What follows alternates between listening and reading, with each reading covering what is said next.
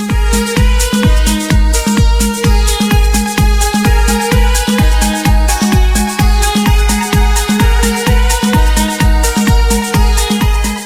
ូមស្វាគមន៍និងស្ដាប់តម្រុយឆ្នោតយួនប្រចាំថ្ងៃដើម្បីជាកម្លាំងចិត្តសូមពុកម៉ែបងប្អូនចុច like និងសញ្ញាជាម្នាក់មួយផង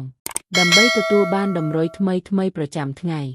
តម្រុយឆ្នោតយួននៅថ្ងៃនេះគឺថ្ងៃទី13ខែធ្នូឆ្នាំ2025ដើម្បីកុំឲ្យខាតពេលយូរសូមស្ដាប់តម្រុយឆ្នោតពី admin មានលេខ5735942526 CD សម្រាប់លេខ OS admin មាន2គ្រាប់គឺ OS ខ្ទង់90និង30សម្រាប់3លេខគឺ admin មាន2គ្រាប់ផងដែរគឺមានលេខ569គុណ156គុណបើសិនជាពុកម៉ែបងប្អូនស្រឡាញ់និងពេញចិត្តលេខទាំងនេះពុកម៉ែបងប្អូនអាចយកលេខទាំងនេះទៅផ្សងសំណាងបានពុកម៉ែបងប្អូនអាចចូល link ខាងក្រោមដើម្បីមើលលទ្ធផលឆ្នោតក្នុងក្រុម Telegram បានដោយគ្រាន់តែចុច link ក្រោមជាចុងក្រោយសូមជូនពរពុកម៉ែបងប្អូនដែលយកលេខខាង admin